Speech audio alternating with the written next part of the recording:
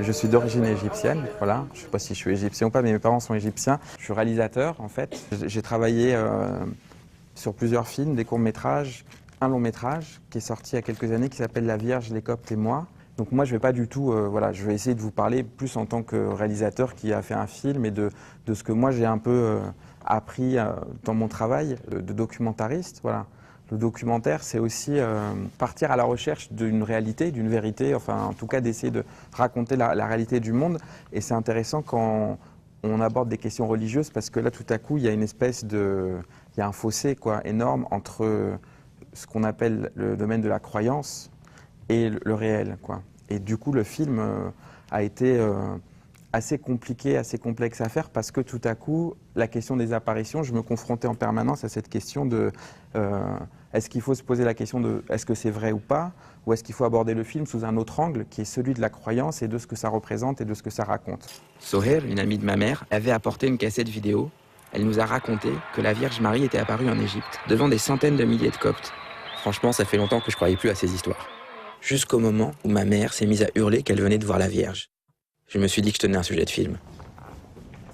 Et voilà en tout cas les questionnements moi, qui m'ont travaillé quand j'ai essayé de faire ce film sur les apparitions de la Vierge, voilà, qui est aussi un film sur l'Égypte. Donc comme vous disiez, j'ai des origines égyptiennes, donc voilà, dans cette exposition, les parties qui m'ont le plus intéressé, moi en tout cas sur lesquelles j'ai l'impression d'être un peu plus pertinent, sont celles qui sont aussi en lien avec l'Égypte et avec... J'ai oublié de dire aussi que je viens de la communauté copte, voilà, donc, qui sont les chrétiens d'Égypte, donc voilà. L'Égypte est un pays qui, dans le monde arabe, a cette particularité qu'on retrouve un petit peu aussi dans d'autres pays, mais c'est que c'est un pays où il y a deux communautés qui sont les chrétiens et les musulmans, voilà, et que du coup ça pose un certain nombre de questions sur comment partager un même territoire et vivre ensemble. Voilà. Donc on a eu un pays qui a été grosso modo, qui est passé des croyances polythéistes au christianisme. Donc l'Égypte était quasiment entièrement chrétienne en fait à partir du IIIe siècle. Et il y a eu ensuite l'arrivée de l'islam donc autour du 7e siècle. Donc les Arabes sont entrés en Égypte et à partir de là, il a commencé à avoir des conversions qui ont évolué progressivement. Voilà. Aujourd'hui, on doit être dans un ratio qui doit être autour de 90% de musulmans, 10% de chrétiens. C'est important de comprendre ça, c'est-à-dire que tous les musulmans ou la plupart des musulmans d'Égypte, ce sont des chrétiens qui sont devenus musulmans. Voilà, on va en parler parce qu'on va voir aussi ce qu'il y a en commun entre les chrétiens et les musulmans. Et en Égypte, la particularité, c'est que ce qu'il y a en commun, c'est qu'il y a une histoire commune. Pour moi, les musulmans sont des chrétiens, en fait. Bon, après, ça, c'est mon point de vue, mais... Et j'irai un peu plus loin, c'est que les chrétiens sont des musulmans en Égypte parce que les chrétiens d'Égypte vivent dans un pays musulman, entourés de cultures musulmanes, et finissent par s'imprégner, malgré eux ou pas, de la culture musulmane.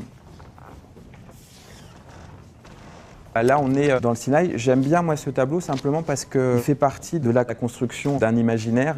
Voilà. L'Égypte a cette particularité qu'elle est, par rapport aux religions et aux religions chrétiennes, juives et musulmanes, c'est qu'elle est quand même, c'est un pays qui est pas mal cité dans les différents textes religieux. Si vous avez vu des films avec Charlton Heston, vous avez dû voir Moïse, voilà. Et puis on retrouve cet épisode un petit peu à l'envers dans la Bible, le Nouveau Testament, avec la fuite en Égypte. Voilà. C'est-à-dire tout à coup la Vierge Marie qui décide à un moment, pour échapper au massacre de Hérode, d'aller se réfugier. Et puis l'ange Gabriel qui lui dit allez, va te réfugier en Égypte le temps que ça se calme, grosso modo. Donc c'est cité, je crois, dans un seul évangile, qui est l'évangile de Matthieu, à travers une toute petite phrase qui est elle prit son enfant est parti en Égypte, et puis après Jésus est revenu, il est grand.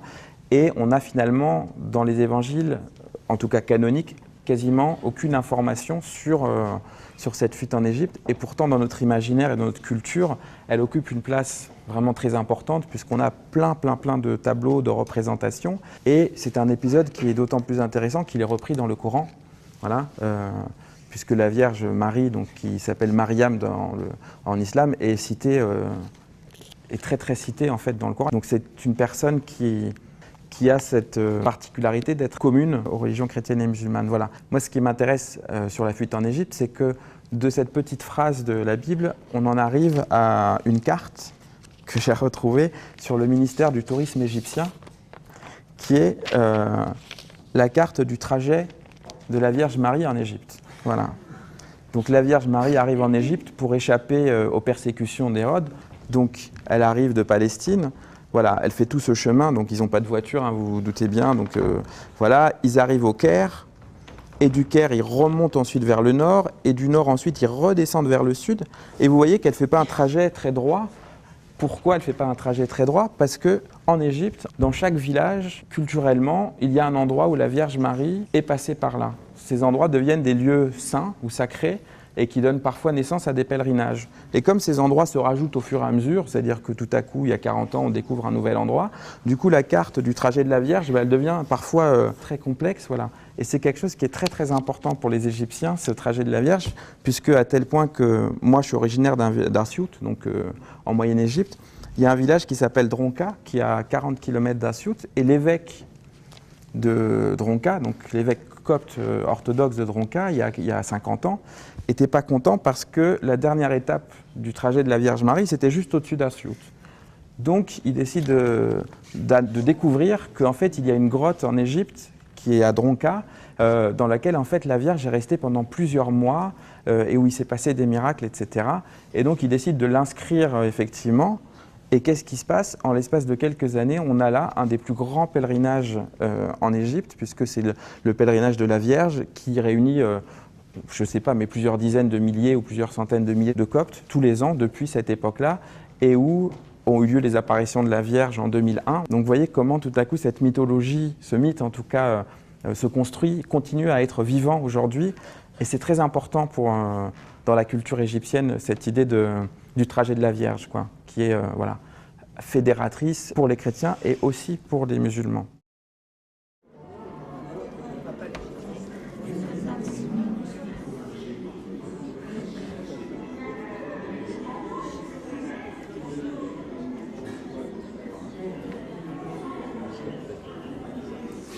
Donc, voilà, ce film, il est pour moi doublement intéressant. D'abord parce que c'est un film diffusé c'est un feuilleton en fait, qui est passé sur la télévision iranienne où il y a eu une dizaine d'épisodes d'1 heure et qui est rediffusé apparemment assez régulièrement.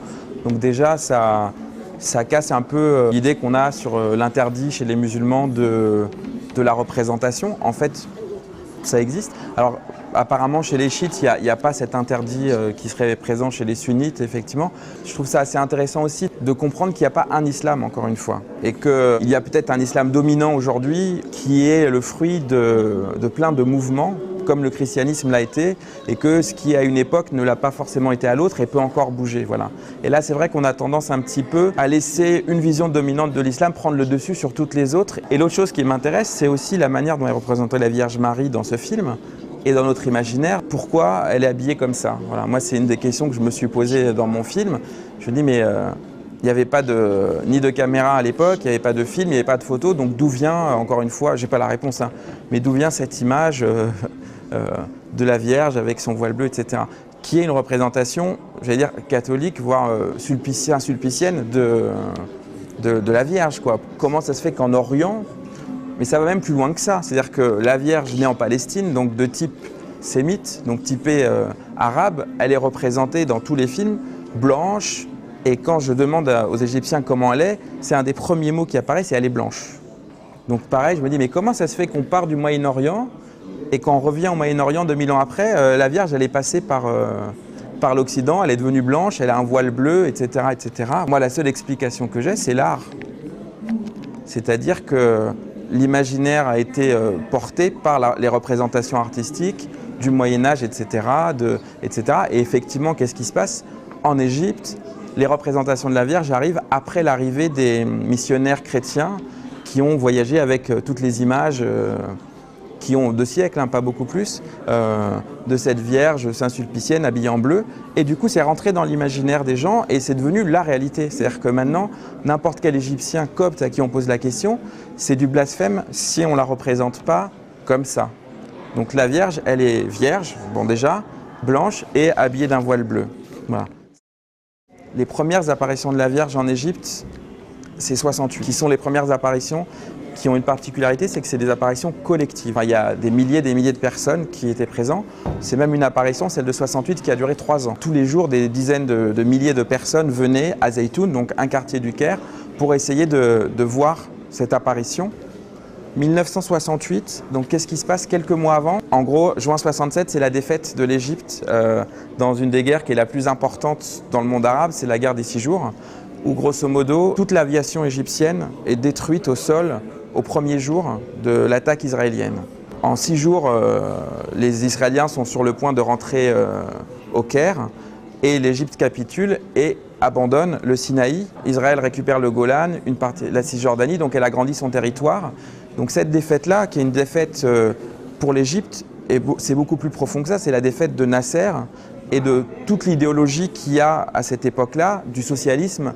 Cette défaite a lieu, donc déception dans le monde arabe, Nasser démissionne et les gens sont tellement déboussolés qu'ils lui demandent de rester au pouvoir, c'est-à-dire qu'ils descendent spontanément dans la rue pour lui demander de rester au pouvoir.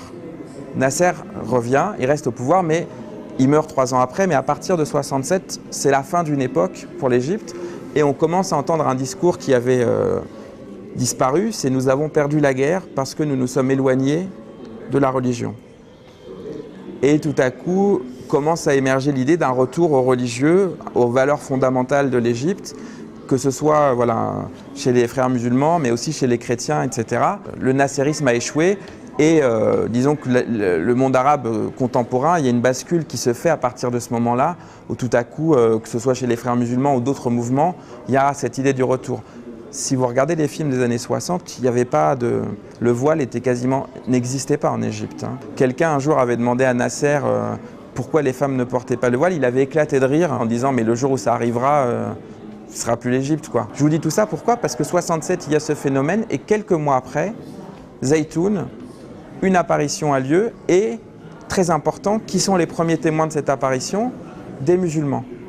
Vous allez voir que le phénomène des apparitions fonctionne d'une manière assez particulière, c'est que pour le légitimer, il faut que ce soit l'autre communauté qui atteste de sa véracité. Donc ce sont les musulmans qui les premiers témoignent qu'il y a une apparition de la Vierge dans le ciel, etc. Voilà. Petit à petit, pendant des mois et des mois, des milliers de personnes commencent à affluer à Zaytoun. Des gens passent des nuits entières. C'est à la fois une kermesse, c'est-à-dire qu'il y a des gens qui viennent de toute l'Égypte, qui viennent camper. Il y a des handicapés qui viennent. Il y a effectivement des miracles, entre guillemets, qui sont attestés, donc qui se produisent. Et pendant 3 ans, il y a ces apparitions. Et ce qui est intéressant, c'est qu'à cette époque-là, les apparitions sont un moyen de fédérer les chrétiens et les musulmans. C'est-à-dire qu'elles agissent comme quelque chose qui unit l'Égypte. La Vierge, là, c'est la figure commune, entre guillemets, entre les chrétiens et les musulmans, et c'est un peu le symbole de l'Égypte. Voilà. Donc il y a quelque chose qui se passe de cet ordre-là en 68. Des apparitions de la Vierge, il y en a eu plus d'une centaine, je ne sais pas combien exactement en Égypte, mais tous les mois, elle apparaît. Voilà. Et je vous parlais d'une autre apparition qui a lieu beaucoup plus tard, en 2001, à Assiout. Alors moi j'ai posé la question, je suis allé à Zaytoun, essayer d'enquêter et je leur dis mais pourquoi elle apparaît en fait? Parce que pour moi si elle apparaît, c'est qu'elle a une raison particulière pour apparaître. Pour les Égyptiens la question ne se pose pas, ben non elle apparaît parce que comme ça, c'est comme ça. Je dis mais il n'y avait pas un message, il n'y avait pas une motivation. Ben non, elle est là pour nous bénir simplement, pour nous dire qu'elle est là. Et moi ça m'a beaucoup questionné, je dis mais si vous êtes croyant, pourquoi vous avez besoin que la Vierge apparaisse, il dit mais c'est juste un moyen de renforcer notre croyance, etc. Mais ce qui est important de retenir, c'est qu'il n'y a pas de message. La Vierge ne parle jamais dans ses apparitions, juste elle est vue par des gens, elle est là, elle lève les bras un peu comme dans les représentations qu'on a, mais elle ne dit rien. 2001, donc on est à Assiout, là, donc dans une ville qui a la particularité d'être moitié chrétien, moitié musulman, et donc forcément c'est une des villes où il y a le plus de tensions, puisque là la représentation est à peu près, c'est pas le même équilibre qu'il y a dans le reste de l'Égypte où c'est plutôt 90%, 10%. Donc à Assiout il y a beaucoup de tensions entre chrétiens et musulmans, et il y a une apparition de la Vierge, même phénomène, sauf que là tout à coup ce qui se passe c'est qu'il y a plutôt une agressivité de la part des musulmans, et là ça n'apparaît plus du tout comme quelque chose qui est fédérateur, mais au contraire quelque chose qui cristallise une tension qui existe et qui est réelle entre les chrétiens et les musulmans. Et là, il y a un besoin des chrétiens d'affirmer leur appartenance par ces apparitions. Et pour la petite histoire, parce que moi je m'intéresse aussi au contexte, je me dis mais qu'est-ce qui se passe exactement? Il se passe qu'en 2000 à Asyut, il y a une église qui est en train d'être construite et les autorisations ne sont jamais données pour les constructions d'églises. C'est un ministère qui s'appelle le ministère des Waqf, donc des biens religieux, qui autorise la construction des mosquées, mais chaque fois qu'une église va être construite, elle n'a pas d'autorisation et du coup l'église reste en chantier où elle n'est pas construite, etc. Et on n'arrive pas à obtenir de permis de construire. Donc il y a une église qui est en train d'être construite et il n'y a pas d'autorisation, elle est en stand-by, apparition de la Vierge, donc des milliers de coptes affluent de tout le pays, couverture médiatique, et là forcément le ministère des biens religieux est obligé de permettre à cette église qui s'appelle l'église de la Vierge d'être construite. Voilà, donc vous voyez un peu comment ces mêmes apparitions à deux époques différentes n'ont pas du tout ni la même portée ni la même signification, quoi.